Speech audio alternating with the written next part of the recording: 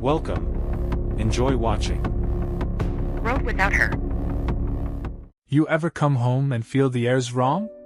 Not loud wrong, but quiet wrong, like the walls are holding their breath. That was Tuesday night.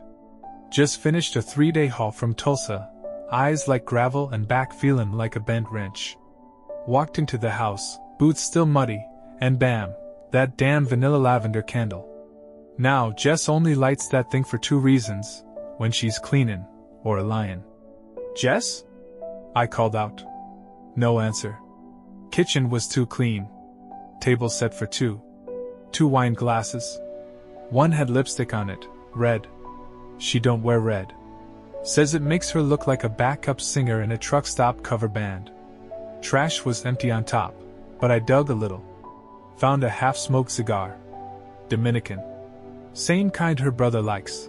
But he's been locked up in rehab for over a month, and I'm the one driving him there. I walked down the hall. Guest room door, half open. I swear that door don't squeak unless someone's sneaking. I step in, and the bed's got a dent. A pillow smells like cologne I ain't never worn. Blankets tangled like it had opinions. Then I see it. A black silk sock. With glitter on the toe. 5 minutes later, she walks in wearing yoga pants like she just got back from fitting in inner peace. Hair in a bun. Skin glowing like betrayal in HD. She stops cold when she sees me holding the sock. Her mouth opens, but nothing comes out. I don't yell. Don't cry. Just walk past her, straight out to my truck, climb in, slam the door, and sit. Engine off. Keys in hand. Staring at that flickering candle in the window like it knows what she did. And it does. I didn't sleep. Just sat in the cab, watching my own house like it was crime scene tape away from getting condemned. I kept thinking, maybe it was a mistake. Maybe she had a friend over. Maybe that sock was mine from Halloween. But I don't wear glitter, and I sure as hell don't leave wine glasses with red lipstick sitting out like trophies. By sunrise, I needed a witness. I headed to Earl's. He's my buddy, my mechanic, my therapist, depending on how bad the week's been. He's got a busted recliner in his garage, and the kind of silence that waits until you're ready. I told him about the candle, the sock, the smell, the second plate.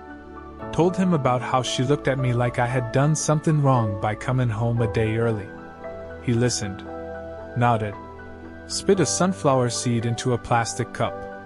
You think it was just one guy? He asked, casual, like we were talking about hail damage.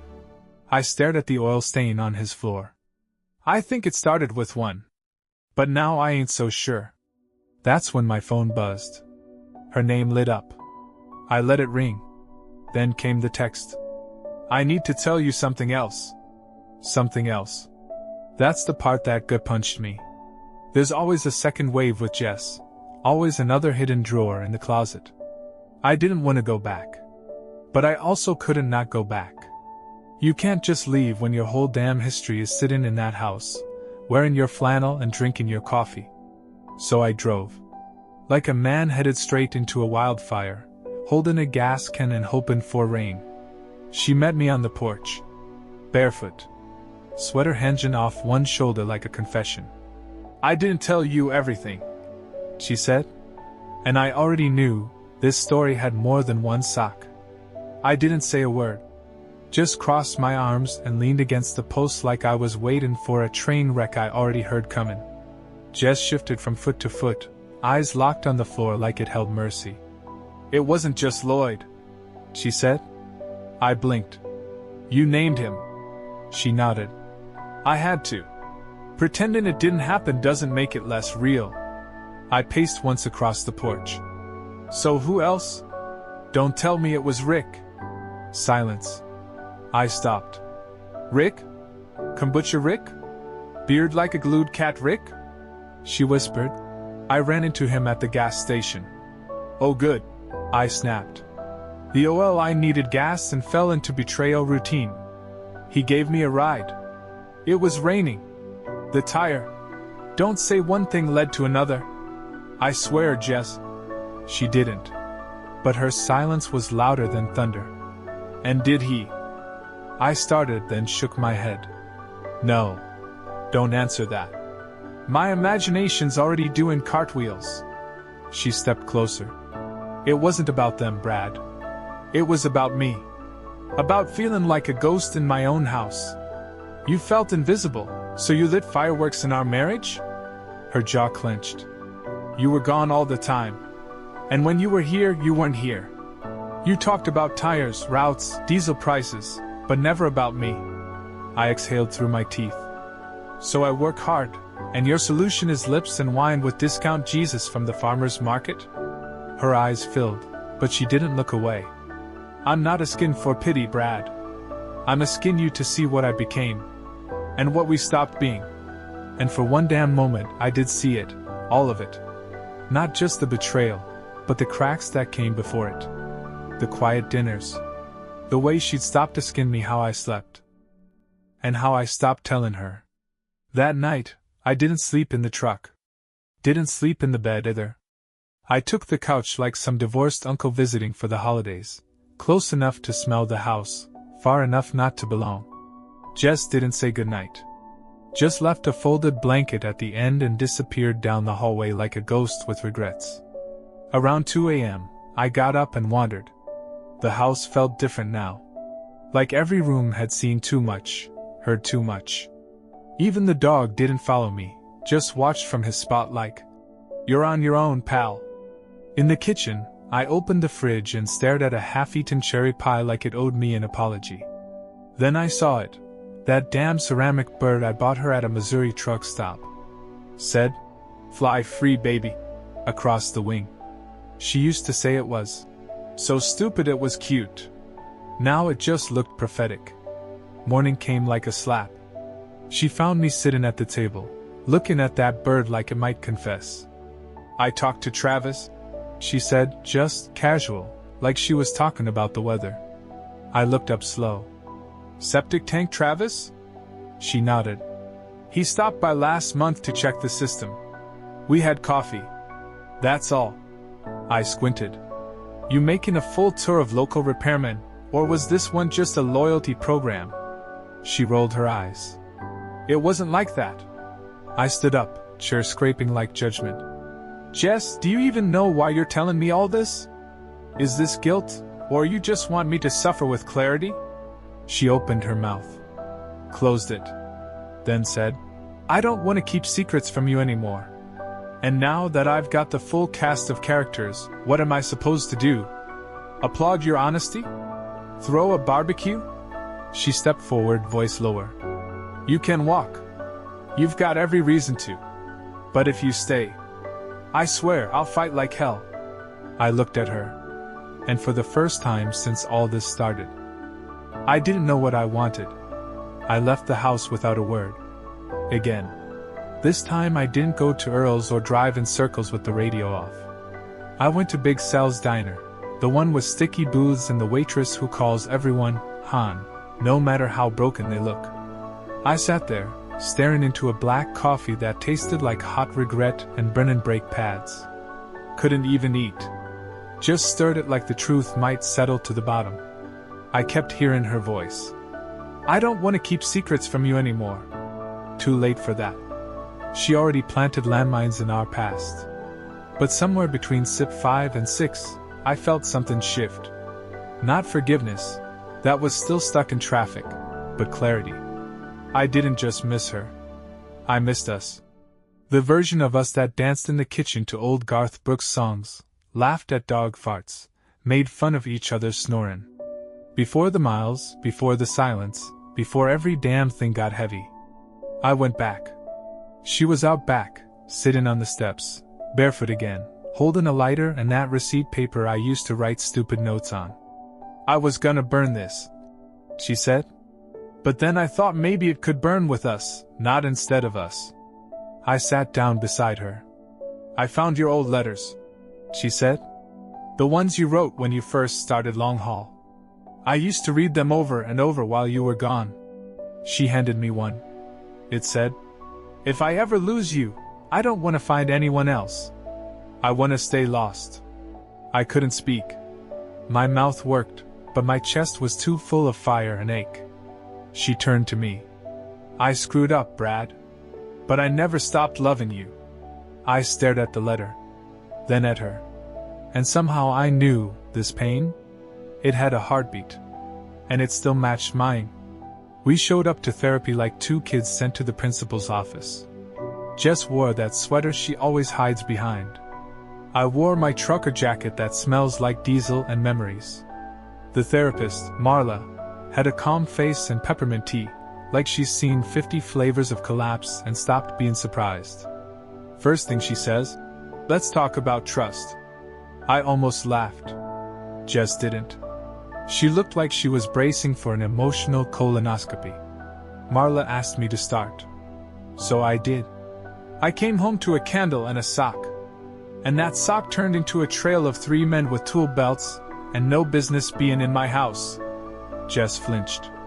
Marla just nodded like I said. I like cheese. And how did that make you feel? She asked, real gentle. Like I'd been replaced by a damn dryer repair manual. Jess jumped in. It wasn't about them, Brad. Oh, I know, I said. It was about feeling lonely. Invisible. Like your marriage turned into a motel with bad lighting and no checkout time. Her lip trembled. But she held firm. I tried to tell you. So many times. No, I snapped. You hinted. You sighed loud. You stirred your coffee with a little too much drama. But you never just said it. I didn't know how, she whispered. Then Marla asked the real question. The one that cut the room in half.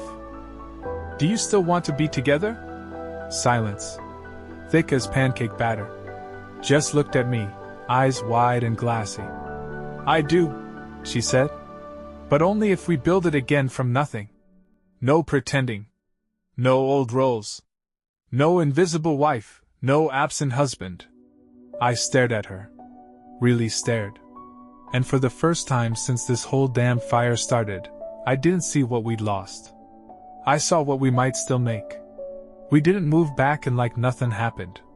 That's movie stuff. We circled each other like two stray dogs sharing a porch, cautious, wounded, but still curious. She started joining me on short hauls. Just local runs. No overnight trips. She sat shotgun, feet on the dash, reading weird facts off her phone. Like how octopuses have 3 hearts and still get lonely. I started calling her from the road again. Not to check in. Just to talk. About nothing. About everything. One morning, she made pancakes. From scratch. Real ones, not the frozen kind we used to microwave when we stopped trying. She slid the plate toward me like a peace offering. I looked down. Then up. You put butter on both sides? She smiled. I remembered. We ate in silence, syrup and guilt thick in the air. Then she reached into her pocket, pulled out a tiny, beat-up keychain. A wrench. Rusted. One of those novelty ones you get from a truck stop vending machine. You gave me this years ago, she said. Said I was the only thing that ever fixed your heart. I held it like it might start talking. I forgot I gave you this. I didn't, she said. I just forgot why it mattered. That night, we watched TV together on the couch for the first time in months. She fell asleep on my shoulder halfway through a show about survivalists eating tree bark. And there it was, comfort. Not forgiveness. Not yet. But stillness. The kind that only shows up when the yelling stops, and you both just breathe. She mumbled in her sleep. You gonna stay? I whispered. Yeah. Because maybe we weren't fixed. But we were at least back in the same room with the tools out. We didn't jump back into being in love.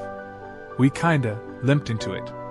One night, we ended up slow dancing in the kitchen. No music. Just the sound of the fridge humming and our dog sighing like he'd seen this movie before. Jess leaned her head against my chest like it was still home. And I rested my chin on hers like I hadn't spent a month sleeping in a truck cab. We swayed. I missed this, she whispered. Missed what? My 2 left feet or my natural scent of road salt and regret?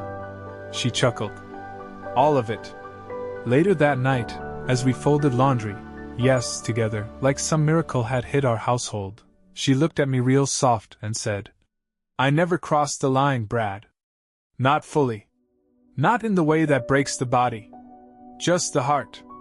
I paused mid-fold. Held up one of her old band tees like a white flag. "Not even Lloyd?" She shook her head.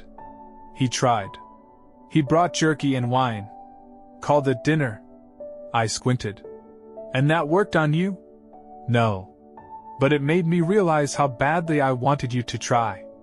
That sat heavy. All this time, I'd been blaming the men. The socks. The silence. But maybe the real betrayal wasn't what happened. It was what didn't. How I stopped showing up. Stopped flirting. Stopped touching her back when I walked by. Stopped noticing when she wore that dress I liked. Love don't die in a thunderstorm. It dies quiet. Like a fridge hum that fades until the food goes bad. I dropped the shirt. Walked over. Took her face in my hands. "I see you now," I said. "I don't know what I was looking at before, but it wasn't you." She blinked slow. "You sure you're not just saying that 'cause I folded your socks right?" I grinned. "That's at least 20% of it." It was a quiet Friday morning when the past tried to sneak back in. Jess was out front watering the half-dead hydrangeas. I was making coffee, humming something off-key. Then her phone buzzed on the counter. Name lit up the screen like a curse. Lloyd. No last name. Just Lloyd. Like he was famous or something. I didn't touch it. Didn't snoop. Just stared at it like it might explode. When she came back in, she saw me looking. Froze.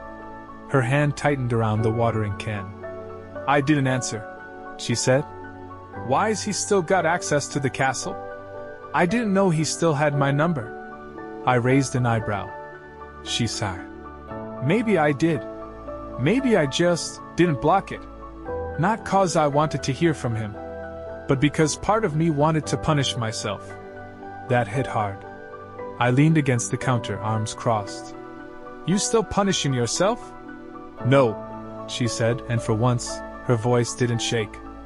"I'm just trying to live with what I did. Not run from it." She deleted the contact. Right there. No drama. No excuses. Just tapped, held, gone. Then she looked at me, real calm. "I can't undo what happened, Brad. But I can choose you. Every day. If you'll let me." I didn't speak right away. Because truth is, I want it clean. I want it neat. But love ain't clean. It's muddy boots and old hurt, and choosing someone even after they crack the windshield. "I ain't perfect either," I finally said. "I stopped holding your hand somewhere along that damn highway.